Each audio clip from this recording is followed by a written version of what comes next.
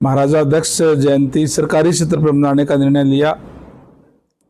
और जिस तरीके से भारतीय जनता पार्टी की सरकार बनने के बाद में सभी महापुरुषों का जन्मदिन, संत महात्माओं का जन्मदिन सरकारी स्तर पे मनाने का काम किया है, जिससे सभी वर्गों को सम्मान देने का काम किया है। जितने भी हमारे महापुरुष होते हैं, ऐसे कोई एक जाति के नहीं, बल्कि सभी पूरे समाज को अपना मार्गदर्शन देने के लिए, शिक्षा देने के लिए आते हैं। और भारतीय जनता पार्टी की आज सरकार देश में भी, प्रदेश के अंदर है। जो संत महात्मा महापुरुष जो हमें जो शिक्षा दे करके गए हैं, उस शिक्षा को भी लागू करके ये देश और प्रदेश आगे बढ़ रहा है। जिस तरीके से चाहे वो हमारे जो पंडित दीनदयाल उपाध्याय का मूल मंत्र है, अंत्योदय, अंतिम व्यक्ति तक सरकारी सेवाओं का लाभ पहुंचे, और हर वर्ग आगे आ सके, इसके लिए तमाम कदम उठाने का काम हमारी सरकार कर रही है।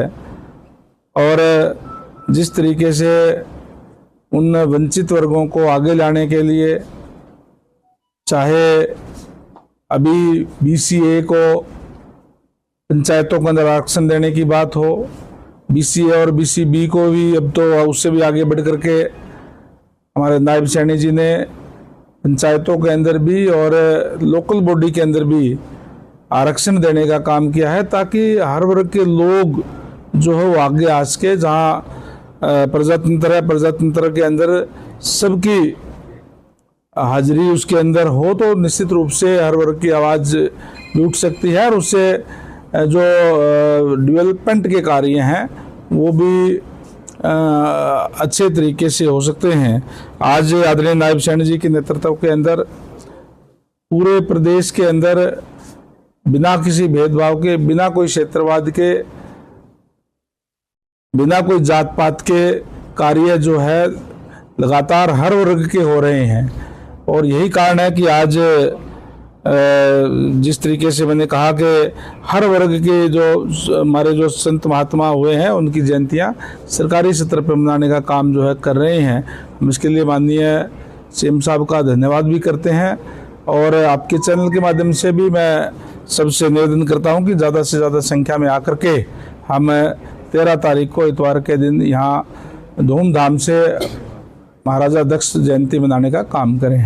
आप एक जिले में जाके मीटिंगें ले रहे हैं, तैयारियां मिल रही हैं, कितने के लोग? मैं समझता हूँ कि बड़ी संख्या के अंदर लोग जो है इस बार यहाँ पे आएंगे। और संख्या मैं उनका जिस तरीके का जोश लोगों का है पूरे प्रदेश भर के अंदर, 50,000 से भी 60,000 से भी ज़्यादा संख्या में जो लोग आ सकते हैं, इस तरीके का अनुमान के तौर पे मैं कह सकता हूँ। क्योंकि बहुत ही ज़बरदस्त जोश लोगों के अंदर इस बार जयंती को लेकर के है। मंत्री जी, आज ट्रेड यूनियन के आह्वान पर हड़ताल की जा रही है कर्मचारियों द्वारा, मजदूरों द्वारा। क्या मानते हैं, हरियाणा में जो मांगे रखी जा रही कर्मचारियों द्वारा, किसानों की हो गई या फिर अन्य मुद्दों को लेकर हो गई, इसके बारे में क्या? देखिए, भारतीय जनता पार्टी की सरकार है और सबकी बात जो है, जो भी जायज़ मांगे है उसको मानने का काम भारतीय जनता पार्टी की सरकार में करते हैं। और जहाँ तक आपने ट्रेड यूनियन की बात कही, उनसे भी बातचीत करके जो भी जायज़ मांगे हैं उनके के लिए कभी भी सरकार कोई मना नहीं करती। जहाँ तक आपने किसानों की बात कही, हरियाणा प्रदेश एक ऐसा प्रदेश है जिसके अंदर सभी जो भी हमारे यहाँ फसल किसान होता है, सारी की सारी हम MSP पे खरीद करने का काम करते हैं। पूरे देश के अंदर और कोई भी राज्य जो है इस तरीके से नहीं है। तो निश्चित रूप से ठीक है, समय समय पर डिमांड होती है, और जो जायज़ डिमांड है उसको तो हम पूरा करने का काम हमारी सरकार पहले ही करती है। मंत्री जी, बिहार चुनाव को लेकर के किस तरह से देख रहे हैं, किस तरह की तैयारियां हैं, किस तरह से आम पार्टियां अपनी दमखम दिखा रही है बिहार चुनाव? आज पूरे देश के अंदर जिस तरीके से पिछले 11 सालों के अंदर आदरणीय नरेंद्र भाई मोदी जी के नेतृत्व में देश आगे बढ़ा है, देश का गौरव विश्व पटल पर बढ़ाने का काम किया है। आज प्रदेश और देश की लोगों ने मन बना लिया है कि भारतीय जनता पार्टी की सरकार बना करके आदरणीय नरेंद्र मोदी जी के हाथ मजबूत करने का काम करें। तो देश की जनता आज नरेंद्र मोदी जी के साथ है। मैं निश्चित तौर पर समझता हूं कि जहां जहां भारतीय जनता पार्टी की सरकारें नहीं थी वहां भी अब भारतीय जनता पार्टी की सरकार बन रही है।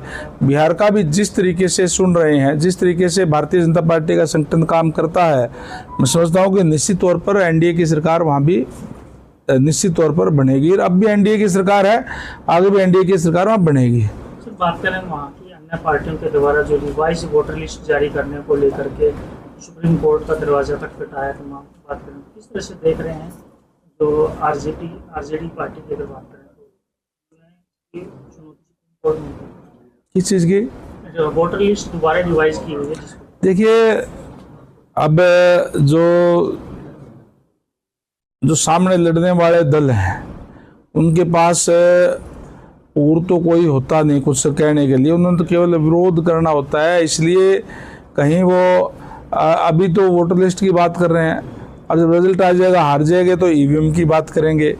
ये एक उनके आदत में शुमार हो गया है, क्योंकि जिस तरीके से यहाँ पे भी आप अगर देखेंगे तो जिस कांग्रेस पार्टी ने लंबे समय तक इस राज किया, वो लगातार सत्ता से बाहर है और वो हर बार कोई बात होती है, जब हार जाते हैं तो कहते हैं कि ईवीएम खराब है। तो इस तरीके से जहाँ भी वहाँ की भी जो आरजेडी पार्टी है, जिस तरीके से उन्होंने अपने कार्यकाल के अंदर चारा घोटाला करने का काम किया, किस तरीके से जो लोगों के साथ अन्याय करने का काम किया, वो सारा लोगों को पता है और लोगों ने उनको नकारने का काम किया है। इसलिए जो कार्यकलाप है वहाँ की प्रदेश की जनता ने उनको उनके समय में देखा है। आम आदमी पार्टी के साथ बिहार चुनाव में कह रही है कि बिना कांग्रेस के गठबंधन के चुनाव लड़ेंगे, तो देख रहे आम आदमी पार्टी प्रजातंत्र है, कोई भी लड़ सकता है चुनाव लड़े, लेकिन जिस तरीके से उन्होंने दिल्ली के अंदर राज चलाने का काम किया था, दिल्ली के लोगों ने उनको नकारने का काम किया है। प्रदेश की जनता देख रही है, देश की जनता, और मैं समझता हूं कि निश्चित तौर पर भारतीय जनता पार्टी की समर्थित सरकार ही बिहार के अंदर बनेगी। मानसून की बारिश के बाद सड़कों हाल है, की बात करें तो कई जगह सड़कें लेकर देखिए, इसी में जोड़ना चाहूँगा, पीडब्ल्यूडी डिपार्टमेंट आपके पास है, वो डिपार्टमेंट ना तो लोगों को स्वच्छ पानी उपलब्ध करवा पा रहा है और ना ही पानी की निकासी करवा पा रहा है। यहाँ तक कि राज्य सरकार में मंत्री हैं श्रुति चौधरी, उनके घर पर भी पानी भर जाता है।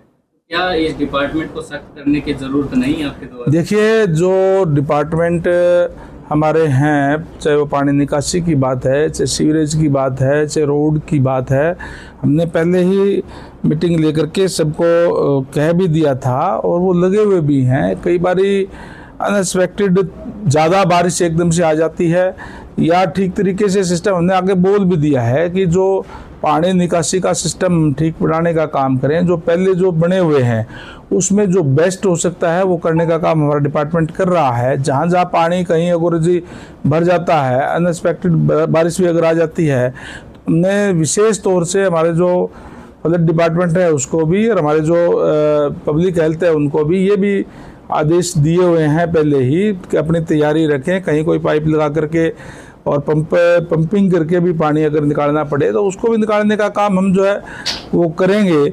और क्योंकि बारिश के दिनों में एकदम से ज़्यादा बारिश आने से कई बार इस तरीके की स्थिति आ जाती है। मंत्री जी, आज का मुद्दा दक्षिण हरियाणा के लिए मुख्य है और आज भी बैठक हुई है पंजाब और हरियाणा के बीच में। क्या लगता है SYL हरियाणा को मिल पाएगी? देखिए, ये बहुत पहले SYL जो हरियाणा प्रदेश को मिल जानी चाहिए थी। हम कोई पंजाब का हक नहीं मांग रहे, केवल हम अपना हक की बात कर रहे हैं। पंजाब में से ही हरियाणा जो अलग हुआ है, बंटवारा हुआ है, और उसका बंटवारा जो 60-40 का था उसी हिसाब से हम पानी मांग रहे हैं और ये एक तरीके से अन्याय हरियाणा के साथ हुआ है। अब सुप्रीम कोर्ट का फैसला आ गया है तो निश्चित रूप से मैं समझता हूं कि केंद्र को इंटरवीन करके और हरियाणा का पानी हरियाणा को मिलना ही चाहिए, इसमें कोई दो राय नहीं। निश्चित रूप से वो जो है मिलेगा।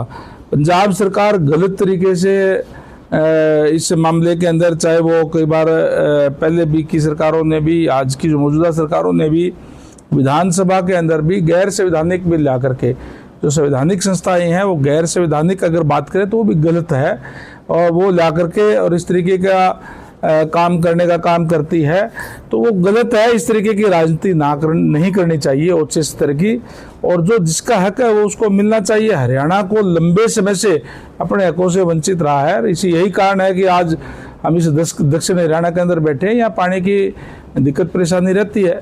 मंत्री जी, एक अंतिम सवाल है, क्राइम को लेकर विपक्ष के नेता भी बीजेपी पार्टी पर निशाना साधते हैं, चाहे अभय चौटाला हो, वो एक दिन के मुख्यमंत्री बनने की बात करते हैं और कह रहे हैं कि वो गुंडागर्दी या फिर क्राइम खत्म कर देंगे। हरियाणा सरकार क्राइम करने में कहाँ विफल है? देखिए, जहाँ तक क्राइम की आपने बात कही, माननीय मुख्यमंत्री महोदय ने भी स्पष्ट निर्देश दे दिया है, हमारी पुलिस को पूरी छूट है कि कोई भी अगर कोई क्राइम करता है तो उनके खिलाफ सख्त एक्शन लेने का काम करें। हमारी पुलिस ने सख्त एक्शन ले भी रही है, और स्पष्ट तौर पे जो इस बात के आदेश हैं कि अगर या तो क्राइम करने वाला क्राइम छोड़ जाएगा या हरियाणा छोड़ जाएगा, नहीं तो उनकी जगह जो जेलों के अंदर होगी।